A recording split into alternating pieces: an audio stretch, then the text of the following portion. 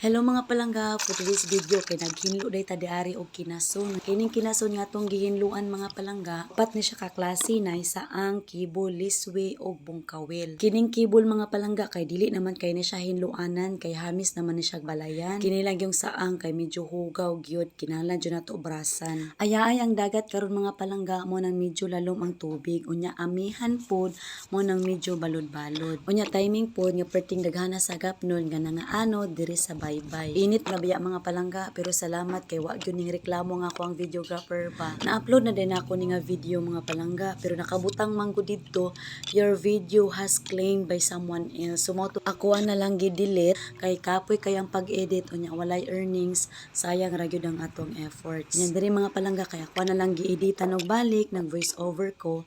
Dili pa man gyud ta ko mag voice over mga palangga kay nga kung tingog ba medyo pagaw lang gihapon. Kay gikan man gud ko giubo gisip-on mga palangga mo nang dili sa gid ta ko mag voice over pero napugsan ta kay sayang kaya tong video walay earnings i-upload ra nato nya ang makasapi aturang tag-iya sa music. So nakita ninyo diri mga palangga pertigyong daghana sa ato ang liswi nga gihinluan, daghan kay bungkawil nga ato ang gibrasan ug perting daghana sa saang nga ato ang gihinluan. Ato ra nila pawad ning kinason mga palangga kay dalon pa man gud nilang kuya sa Osamis ang magulang sa Kwamban. Ug pila may sugilanon sa atong pagsigig yaw-yaw mga palangga nahuman ra man gyud di ay. Ninguli na ta nga galukdog kinason, nagbitbit pud og gamayng tubig para isabaw sa ato ang kinason.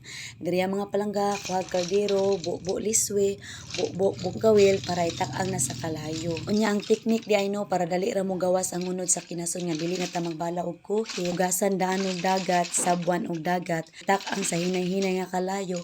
Ug ana mga palangga mo gawas na gyud ang unod sa kinason nga dili na ta magbala og kuhit.